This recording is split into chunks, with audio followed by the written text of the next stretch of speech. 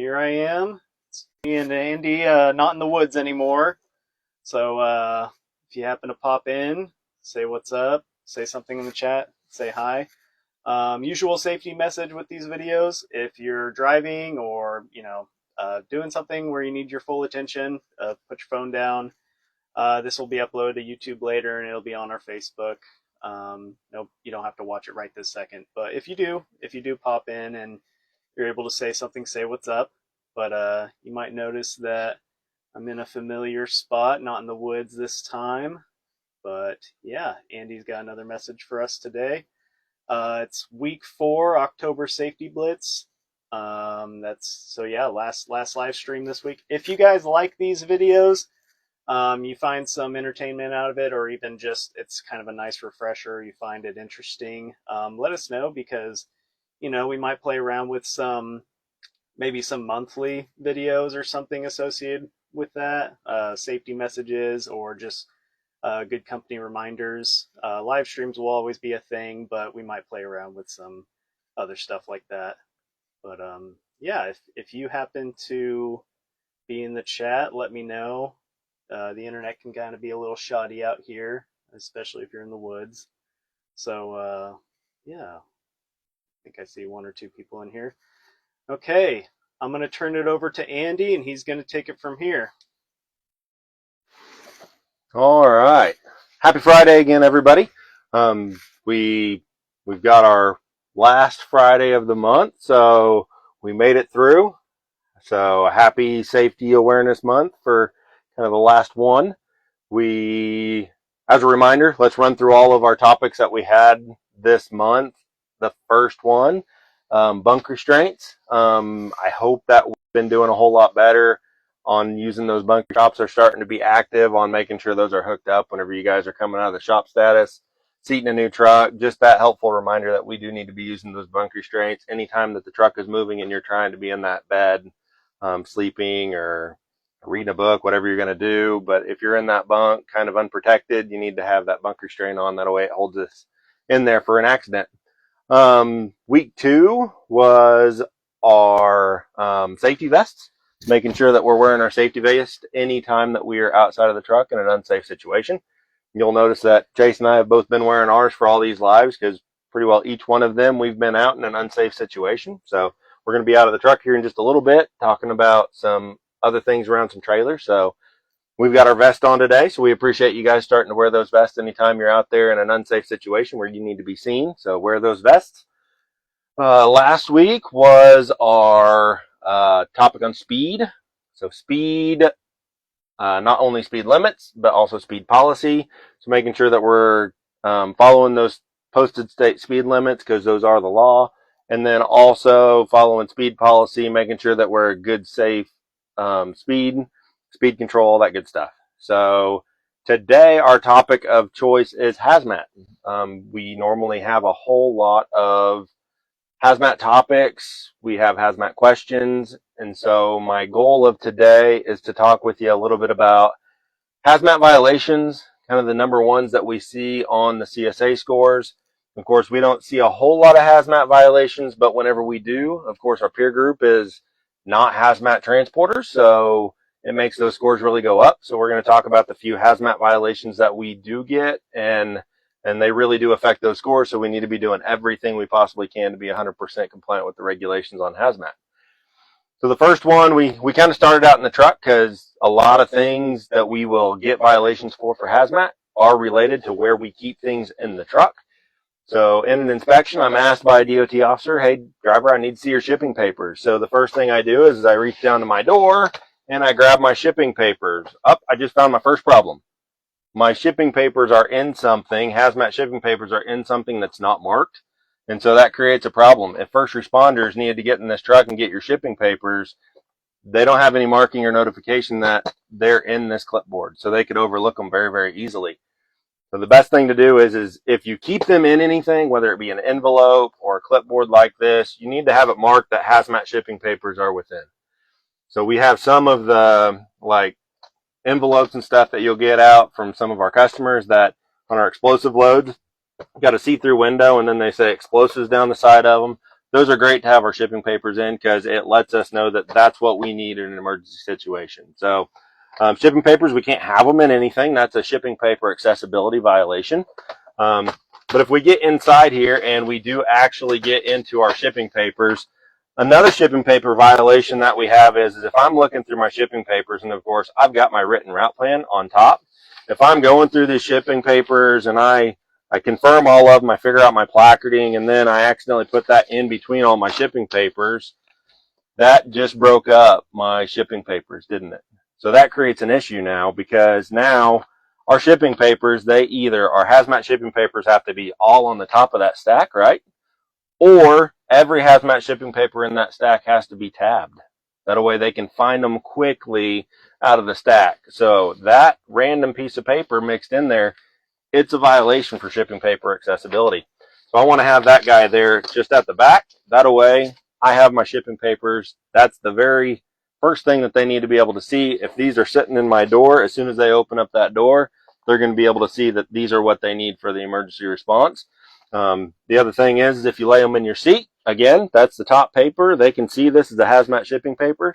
And again, they know that this is what they need for the emergency response. They can grab them, get back to their safe distance. That way they're not in danger anymore and they can start handling the situation. Next thing is DOT officer starts to ask me too, how about your emergency response information? Some bills have it printed on there. They have their emergency response information on there about how to react to it. Some of the loads, they can provide you what they used to say as an MSDS sheet. We've kind of dropped the M off of that. Now it's just an SDS, a safety data sheet.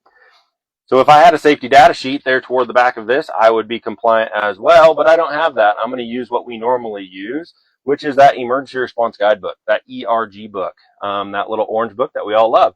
So my officer asked me, I need to see your emergency response guidebook. And then I like to keep it up here because it's out of the way. Oh no, that created just another violation, didn't it?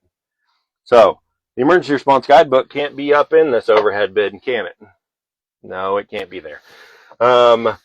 Essentially, the clear regulations on your emergency response information is it must be with your bills. So if I keep these in the door of that truck, this book has to be in that door as well. On that rough day where we end up with that really big haz waste load, where we end up with that box of manifest, that guy's probably going to sit right here in the floor, and I need to put that book in that box. Remember, every time I get out of the truck, that box has to go up and in that seat, because the two places your shipping papers can be is in that driver's door pocket or in the driver's seat if you're away from that vehicle. So the other thing is these shipping papers also have to be within reach with my seatbelt fastened, right? So if I happen to lose those guys way up there on the dash and I can't find those in my direct seated position with my seatbelt fastened, that could be a violation as well. That's why I advise, if it's a small stack like that, let's keep them safely in the door there. That way it covers you on both regulations.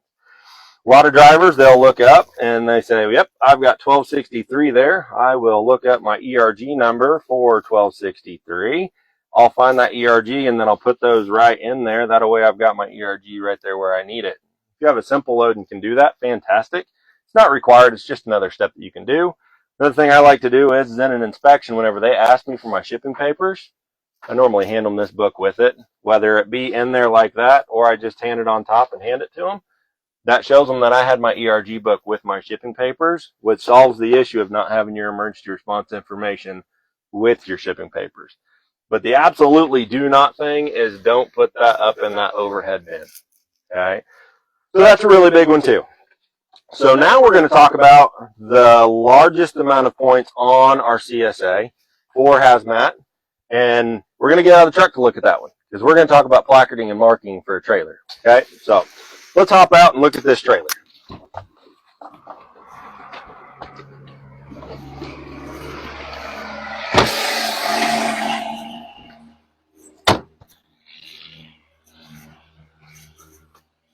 So, of course, most of you know we're here on our Joplin terminal. And, of course, I've got a few hazmat loads sitting here. And I'm sure everybody loves this beautiful load sitting right here. It looks like it was quite a jewel to be able to placard that thing. We've got 7 different placards on the side of this trailer. By looking at those placards, we can tell pretty much what's in that load. And we placard very large packages of these ID number products, right? So I know that, but now what else is in that load? I know that I have over 2,205 pounds of corrosive 8 material on this load in non-bulk packages. I also have over 2,205 pounds of flammable 3 on this load because each of those are placarded with their non-bulk worded placard. So they are both up there because there was over 2,205 pounds of those in non-bulk packages. And then this dangerous essentially lets me know that there are other table 2 materials in there that may add up to over 1,001 pounds combined weight of table 2 materials in that load as well. So by looking at these placards, your first responders know exactly what to respond to. They know what hazards are in that load. Now imagine if these placards weren't on here. Or let's imagine if one of these placards was missing. Now your first responder may not know how to react in that situation. So placarding violations are one of the most serious hazmat violations that we get. They're usually 7 points on CSA plus 2 for being out of service a lot of times. So that ends up being 21 plus points for CSA because of the multiplier series that it goes through.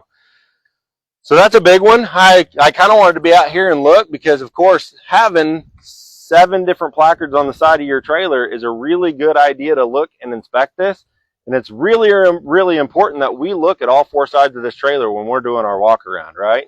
So there's 4 here. We need to know what 4 placards are on this side of the trailer. That way, when we're going from side to side of this trailer, I'm going to double check those to make sure that they are on all 4 sides of the trailer. Now, before we got on the Facebook Live, I was able to look at this load, and absolutely the driver that dropped this, whether they were correct when they dropped it or whether they fixed it before they left and after dropping it, I mean, these placards were on spot. I mean, they are perfect. So our guards here on the Joplin terminal, they also do a fantastic job of double checking those placards, running those weights and stuff, and making sure that we've got the right placards on that load. That way we can fix it while it's here on the yard, instead of ended up leaving out with it and ended up with a violation out there on the road. So thanks to our guards out there double checking our work and making sure we're compliant. Now though, we'll notice the trailer next to here, I noticed there's a little problem with it that we might want to fix before we send this out on the road. And that would be a deteriorating placard. So on this trailer over here, we absolutely love these new trailers. The 214s, the 224s, the 234s. We love those trailers because they've got our additional flip placards. They also have our bulk flips, and we've got 2 bulk flips on here. We still had to end up using the slide-in placards on this one. Those slide-in placards are still in great condition. That's where we have an issue with this load over here. Yes, it is an older trailer. It's one of our old 174s. They didn't have all the bulk flip placards. So what has happened here is our driver has gone through some terrible weather getting here. They ended up having a placard. It's an old paper placard. They slid it in. If you look closely on here, they do exactly what we train you to in class. They did tape down that, and it's held together in those little bars. So it did absolutely everything it could to stay there. If this placard had not been taped in, it would have blown out on the road and been long gone miles ago. So it's great that it's still there. This is better than having nothing on that trailer because we need to know that that product is in the trailer. As soon as we find this, though, we want to be able to get it replaced. So we're going to get this replaced before we end up, right after we get done with Facebook Live, we'll get this thing fixed. That way it doesn't leave in this condition. I noticed another thing about this trailer as well. As we go down the side here, we'll notice that the 1263 on this side, they did try to tape that thing in. Whenever I walked up on it today, it's got a piece of tape and it crosses right here. It doesn't hit this next bar over here. It is still there. It's in a good working condition. The good thing about this side of the trailer is the wind does come from this direction, which means it just kind of keeps on blowing. What I did notice about this is this little corner right here is already tucked out. And what we know about these placards is once these little corners start tucking out, that's where that placard likes to start pulling out of that placard holder. So the big thing about that is we want to make sure that that placard is firmly in that placard holder. More than likely, whenever I jump back out here and fix that front placard, I'll be throwing another piece of tape on this one. I don't know how far this load has to go before it gets to delivery, but we're going to get this all worked up. That way, that particular issue doesn't happen, and this placard won't get beat up like that one on the front. So we'll get that all fixed up before we get it out of here, okay? So that's a couple of issues that I found on this trailer. The other few sides of this trailer look pretty good. So the back of the trailer, it's the one that's normally the easiest or the best one. We end up not having an issue with the placard on the back because there's not as much wind back here. The way that the wind whips off of the back of the trailer and keeps on going. We don't have a whole lot of issues on the back side of these trailers. We do have a lot of issues sometimes with the driver's side. I don't know if the driver ended up having troubles with the placard on the driver's side of this one or not. Maybe they replaced it in transit, who knows. But it still looks like it's in good working condition.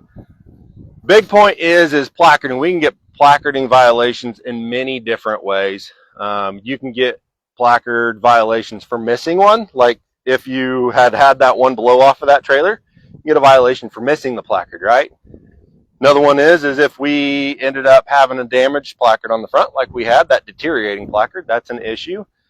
If we have one on there that we don't have the correct placards on there, that could be an issue, right? So for instance, let's say that we've got a dangerous when wet product on there, table one material, but we didn't fly that placard. That's a dangerous situation. First responders don't know what to do in that emergency response situation.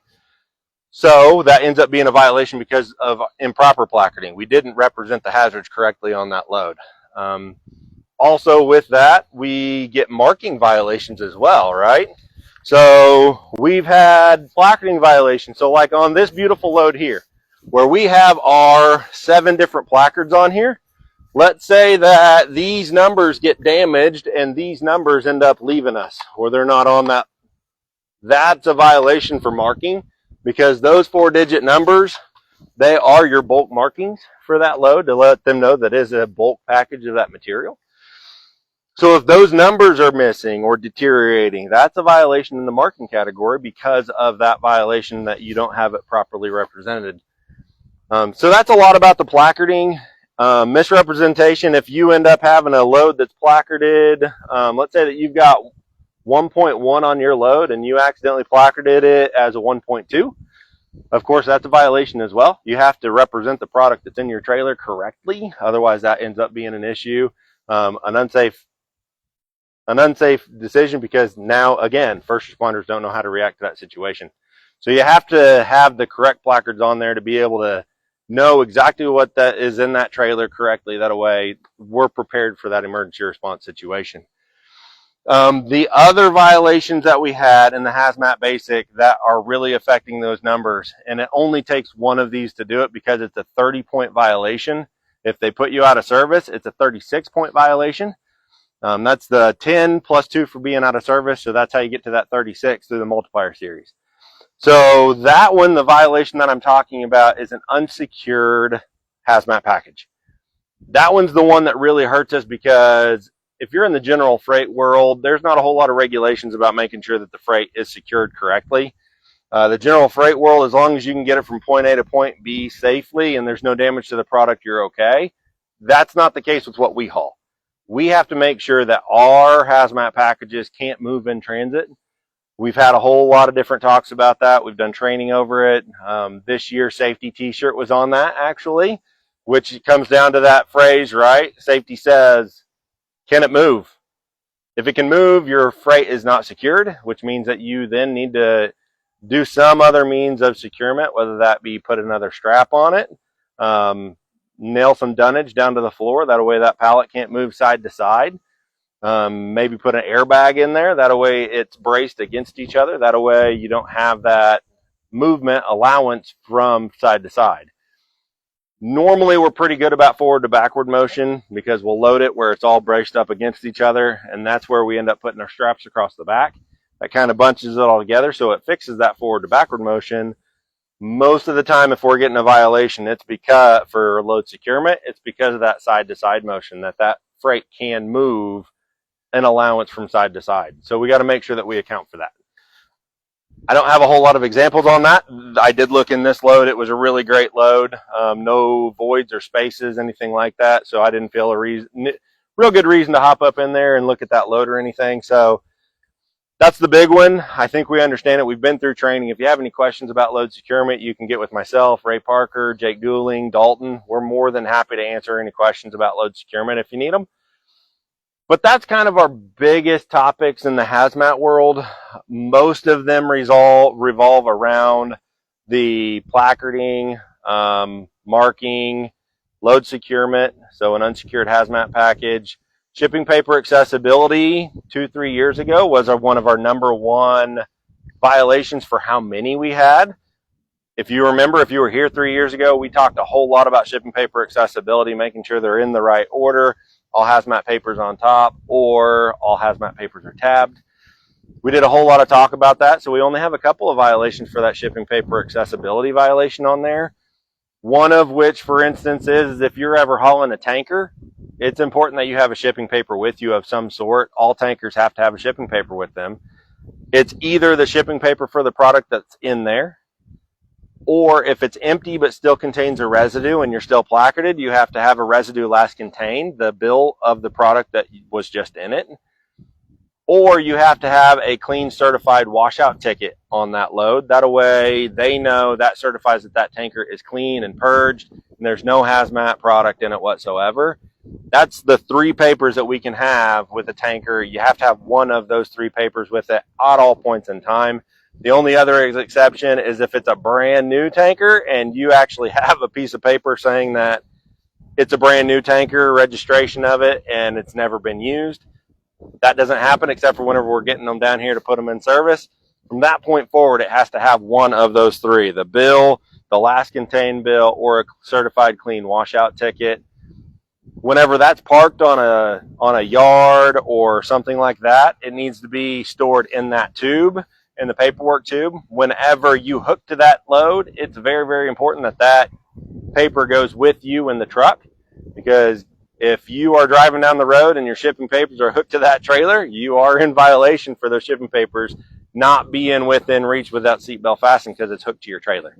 So that's kind of a little bit about tanker. If you're interested in tanker, you can always reach out to your driver manager and let us know if you are interested in pulling tanker, power only tanker. That way we can run that from point to point.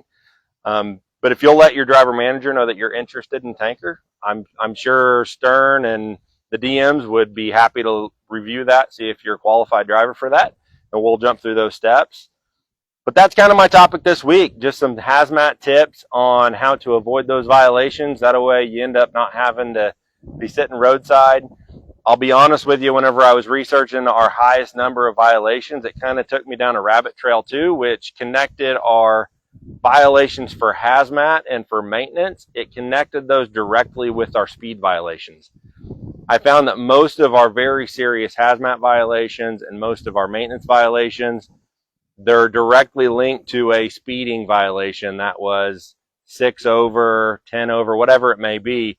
So what that tells me is the driver ended up getting pulled over for speeding, and the officer decided to do a full inspection whenever they got them pulled over, which means they're probably not happy that you were speeding through their state in the first place, and they're going to look into everything they possibly can because they deem that you're probably not a safe driver because you are already breaking the law by speeding. So now they're going to do an inspection on you, and they're going to see if there's anything else that you're doing unsafe. So that's their job, to make sure we're doing everything safe. So my point to that is a lot of those violations, if you get a speeding violation, now that can turn into a hazmat violation or a maintenance violation, something that you really didn't need looked at that point in time. We want to do everything safe and legal that we can. But a speeding violation, that's the big thing on why we're being so active on we must follow the posted speed limits, for the reason that if you get pulled over for a speed citation, it doesn't just stop there. You get the speed violation, and then it can incur more and more violations on top of that as well. So that's why last week's topic is so very important to us. So all the topics that we've talked about this month, they're very, very important to us because, again, like I said in week 1, and like I say every chance I can, you guys are our greatest asset. We value you. We appreciate everything that you do every single day, including being safe out there, taking the extra steps. That way we can make sure that we're doing everything we can to be safe. And that way we can move forward, continue to do the things we do, and then get home to our loved ones or our kids or our pets or whatever that may be. So that's our big thing this week. Hazmat, make sure you're following those speed limits. Chase mentioned it earlier. If you are enjoying these videos and you want to see more things, we've been kicking around the idea that we might do some pre-recorded videos, safety tips, that we might be able to issue out one of those either every week or every other week, things like that, or even just once a month. Just kind of giving you those one little reminder tips, because there's a lot going on in this world and we can forget one thing here or there, and just let you know that, hey, there's an item here that we've seen a trend. Let's work on this. But if you want to see more videos like this, just kind of let us know in the comments, and that way we'll do everything we can to keep on pumping out information to you guys. So I appreciate, again, everything that you guys do. Stay safe out there, and we will see you in the near future on here. Thanks.